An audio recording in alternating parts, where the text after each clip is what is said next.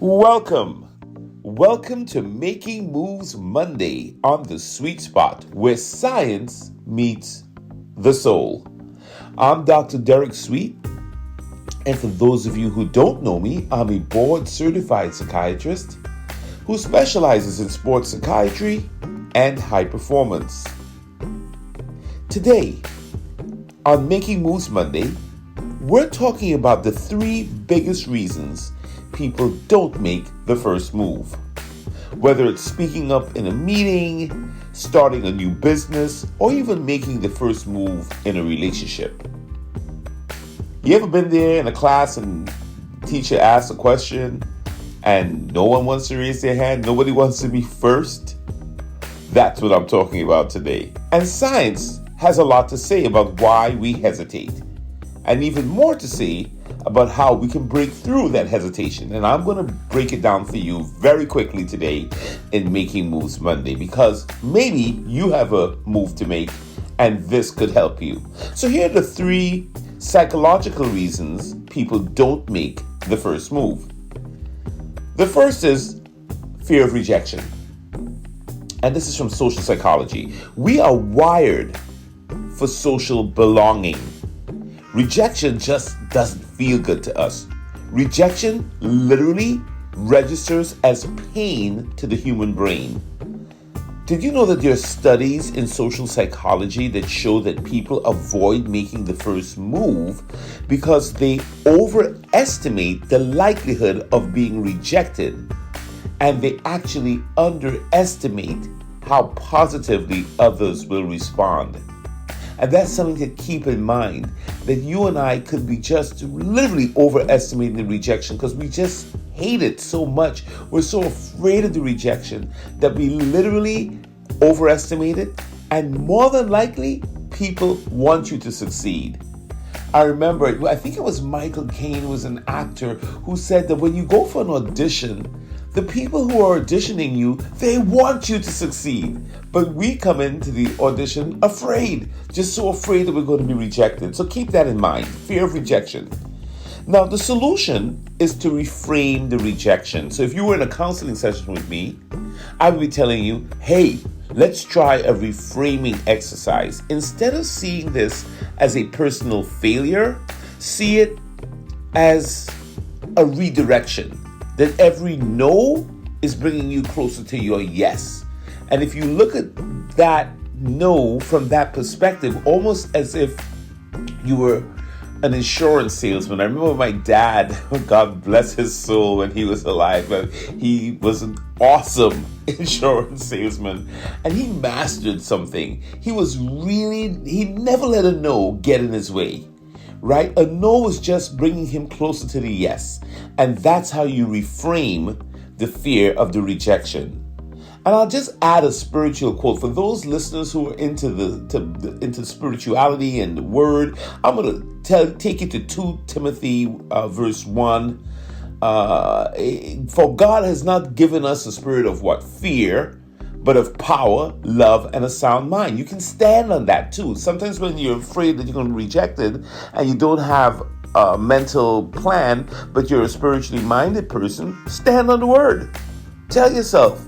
In 2 Timothy 1:7, it says, for God has not given us or me a spirit of fear, but of power and love and a sound mind. So that's my preaching for you this morning. The second reason, my friend, that folks do not want to make their first move is analysis paralysis. And now this is from cognitive psychology, right? Too many options, too many what ifs, too many what if monsters. What if this happens? What if this goes wrong? What if that happens? And that begins to slow us down. We get deluged and we get stymied and we get stuck with the what if monsters all around us, always asking what could go wrong.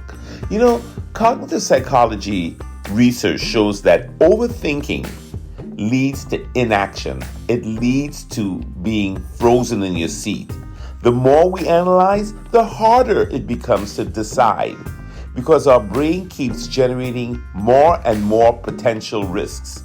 Sometimes too many choices or too many options is the issue. So the solution is to shrink the decision. You know, I went for high tea the other day with my wife, and when we go for high tea, now I didn't choose it, she did. Just to be clear, I mean, I don't even know where the high tea place is, but when I go, I mean, I'm enjoying it. And every time I go, some of these places have like 25 different teas to choose from, and I could never figure it out. But this place we went to was amazing. They just had two choices. You had the black tea, or and I think it was jasmine tea was the other choice, and that was it. And it was so simple. I just chose the black tea and she chose the jasmine tea or whatever that was that she chose. And that was the end of it. But you know, if I had 25 different teas to choose from, I'd be like, I don't know.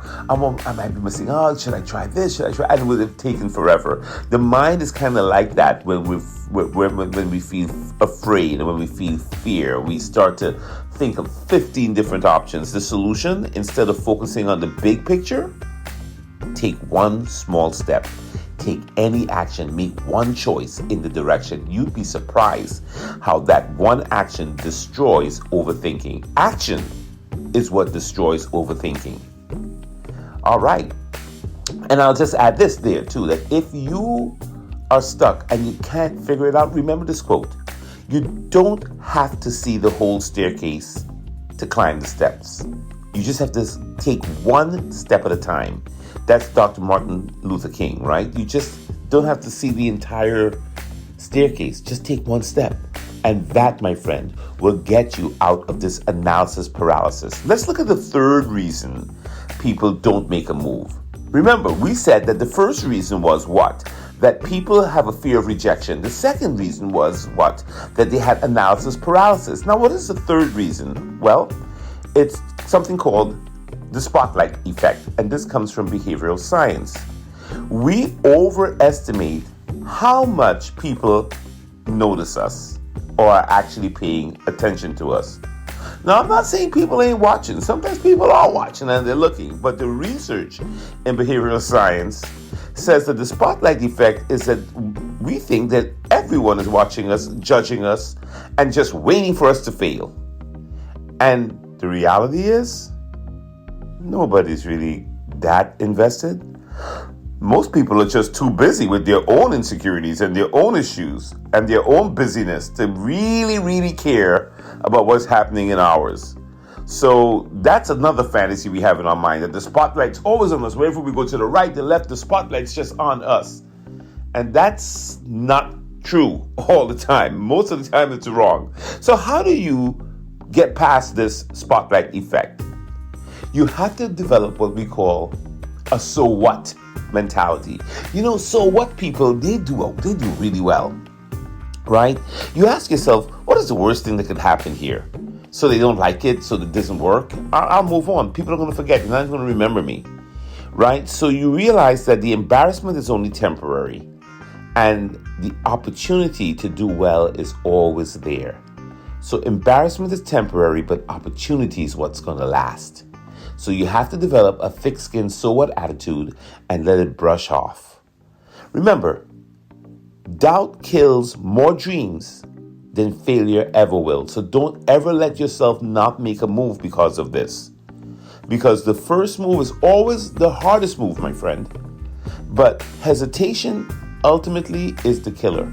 It's hesitation that's the enemy of your momentum. Today, I'm challenging you to take one step towards something you have been avoiding. It's time to speak up, it's time to step up, or it's time to start up. I'm going to say that again. It's time to speak up, step up, or start up. Because this is Making Moves Monday. And moves don't make themselves. The weight are not going to lift itself in the gym. The car is not going to drive itself to the mechanic. All right, so you've got to make that first move. All right, now, thank you so much for listening. This is Dr. Sweet. I appreciate you hanging in here while Making Moves Monday with me. And I'll see you tomorrow for what? Take Action Tuesday. We're going in this week. All right, if you want to talk to me, hit me up on YouTube, hit me up on LinkedIn or Instagram. I'm even on Threads these days. Take care, be blessed, and make your move.